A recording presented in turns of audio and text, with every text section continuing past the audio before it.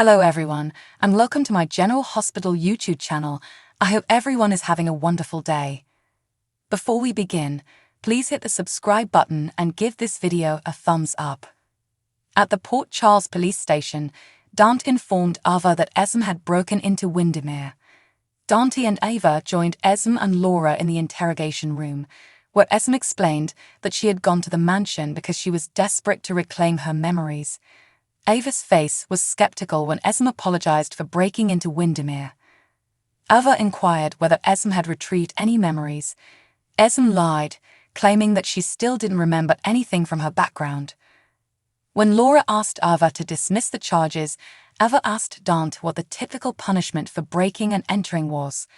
Dante hinted that he did not think Esme should be prosecuted. Ava smirked as she stated that she intended to file charges against Esme. "What?" Esme inquired. "Did you not hear me?" Ava inquired bluntly. Laura pleaded with Ava to reconsider. Esme stated that she was sorry. "Aha, perhaps you had a difficult Christmas. Maybe you're depressed over your unremembered life. Well, I don't really care. You're still the girl who drugged Trina Robinson. You videotaped and posted revenge pornography of Jocelyn Jacks and Cameron Weber without paying for any of it. A simple smack on the wrist, in my opinion, is insufficient.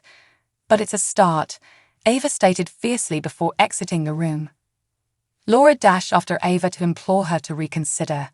Ava reminded Laura that because of Esme, Trina had been prosecuted and tried for a crime she had not committed. So it does not seem out of proportion for Esme to be punished for a crime she admits to committing. Now, maybe Esme's brief trip in the Husco is a minor consolation in the larger scheme of things, but it's something, Ava remarked firmly. Laura made a feeble attempt to insinuate that Esme should not be punished since she was a mother. "Laura, you have a generous heart. But trust me, leopards do not change their spots.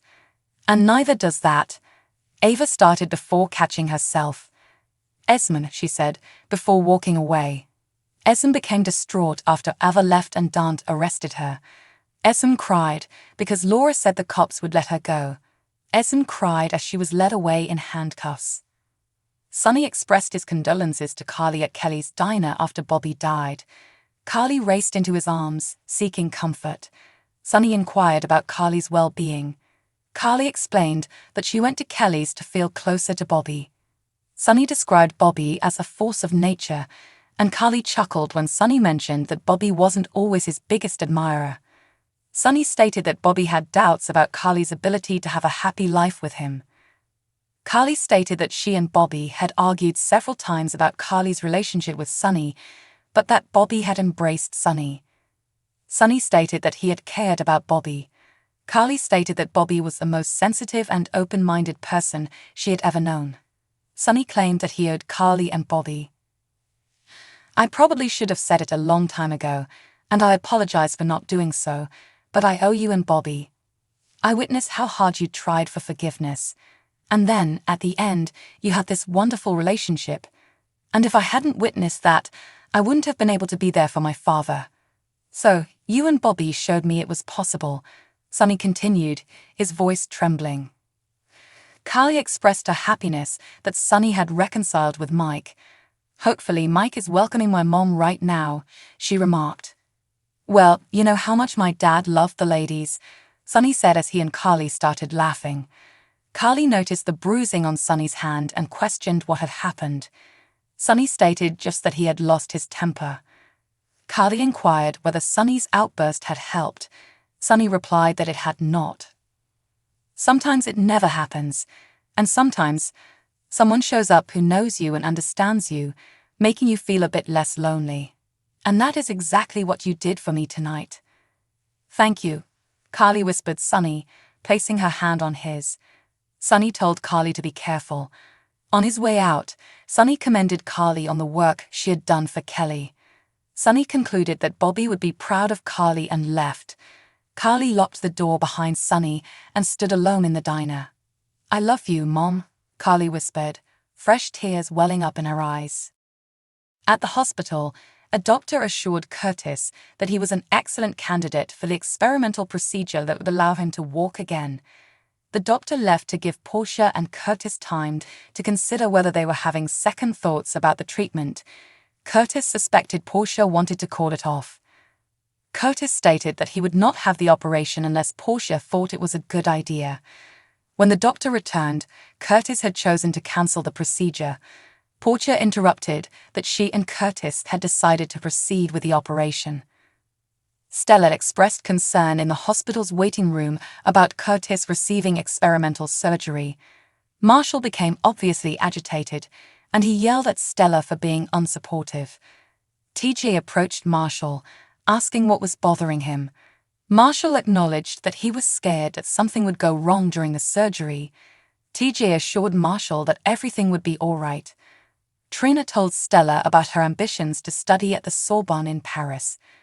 Trina was astonished when Stella told her to proceed with her plans. Stella assured Trina that Curtis would be content with having Stella, TJ, Marshall, Portia, and others to rely on.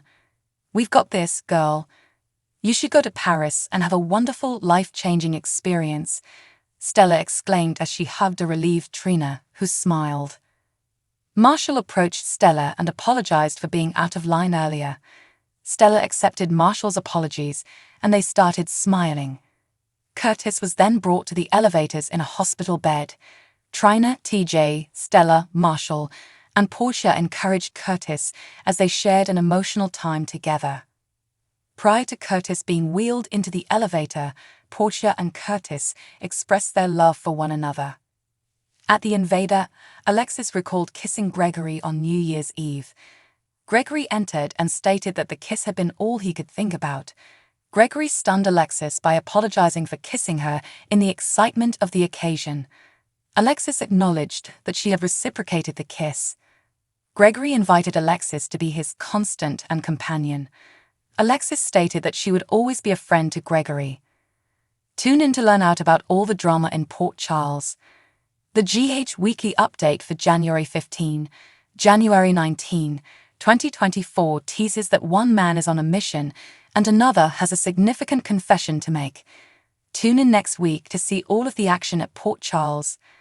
Elizabeth and Carly comfort each other at Bobby's demise. Cody was unaware that Sasha had saved his life. Sonny posted bail and headed for Carly. Tracy informed Martin the truth about his girlfriend, and Lucy was unhappy about Bobby. Additionally, Joss chastised Michael for not putting their mother first. Ava filed complaints against the shocked Esme. Curtis underwent surgery, and Stella and Marshall explored their feelings. Alexis and Gregory did the same, and Sonny dropped in on Carly, who opened up to him. Angela, Brighton Hertford, told Carly about her mother's covert mission in Amsterdam. Laura gave the eulogy for her former sister-in-law, while Lucas returned to reconnect with Felix. Tracy and Lucy finally called a ceasefire for the day, as others who adored Bobby paid their respects. Angela listened as everyone shared their Bobby memories, but suddenly something significant about Angela's true identity emerged. Robert and Anna assisted Felicia and Carly in rescuing a woman Bobby was attempting to save, and Carly made an important decision regarding her restaurant. Spencer suspects Esme has recovered her memory. Curtis suggested Trina go to Paris. Nicholas said goodbye to Ava and then hello to Spencer. Diane and Robert clashed. Furthermore, Sonny directed Dex to murder Cyrus. Nicholas makes a move to reunite with both of his boys. Later in the week, Esme is likely to panic, but will it be because of her baby's daddy or because of the difficulties she is experiencing? In any case, keep an eye out for her to seek assistance from an unexpected source, even if it is unlikely to be beneficial.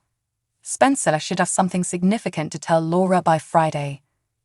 Thanks for watching. If you like this video, so please don't forget to subscribe my channel and don't miss any update.